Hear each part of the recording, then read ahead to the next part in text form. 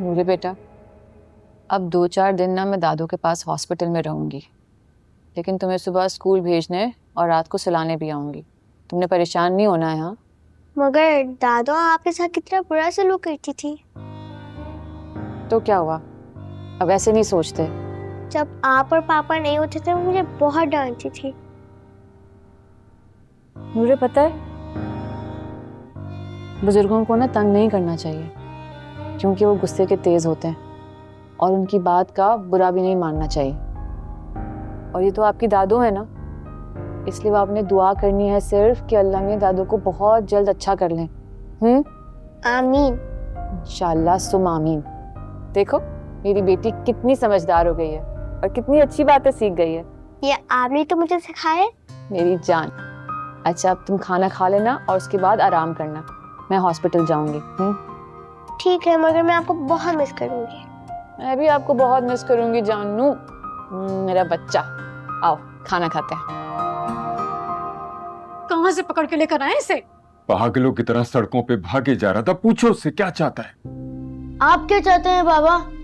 मेरा यकीन क्यों नहीं करते? मैं चोर नहीं हूँ। मैंने फोन क्यों उठाया, सच बता दिया, फिर भी मारते हैं। मामा आप भी, और बाद में आप मेरे लिए रोती हैं। देख रहे, ये देख रहे कितना बदतमीज हो गया है, कितनी लंबी जबान हो गई है इसकी। और क्या करूँ मामा? आप लोगों का फोन मेरे लिए अलाउ नहीं, तो बाहर से उठाऊंगा ना। आहिस्ता बोलो, तुम्हारी मजबूरी थी, उस शख्स से पूछ तो लेते। उस टाइम मेरे कुछ समझ में नहीं आ रहा था, मुझे सिर्फ हानिया मैम को कॉल करनी थी। अच्छा जाओ अपने कमरे में जाओ। जा रहा हूँ, लेकिन एक बात कहूँगा, मैं अब आप दोनों के साथ नहीं रह सकता। प्लीज मेरा हॉस्टल में एडमिशन करवा दें। देख रो फैसल, कितना बिगड़ गया ये। नहीं, ये मेरा एतराफ है कि कसूरवार हम दोनों हैं। जानती हूँ बच्चा बिगड़ गया है और हम दोनों ही बेबस है।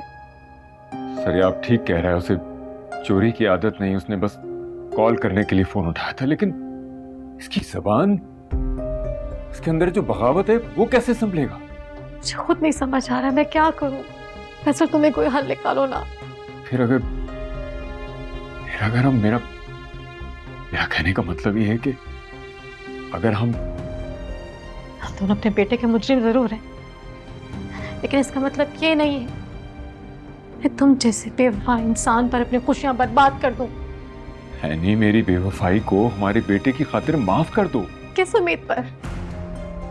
किसे पता है सरियाब भी जवान होकर तुम्हारी तरह बेवफा निकले तो फिर मैं क्या करूंगी?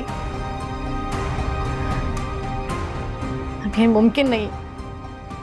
नामुमकिन को मुमकिन बनाया जा सकता है। जरियाब के बाप होने के नाते मैं तुम्हारी बहुत इज्जत करती हूँ, लेकिन इसका मतलब हरगिज नहीं है तो मेरी इंसल्ट करो। मैं दूसरी शादी इस नियत से नहीं कर रही कि अपनी खुशियां तुम पर और तुम्हारे बेटे पर कुर्बान कर दूं। मेरे बेटे को लौट जाओ यहाँ से।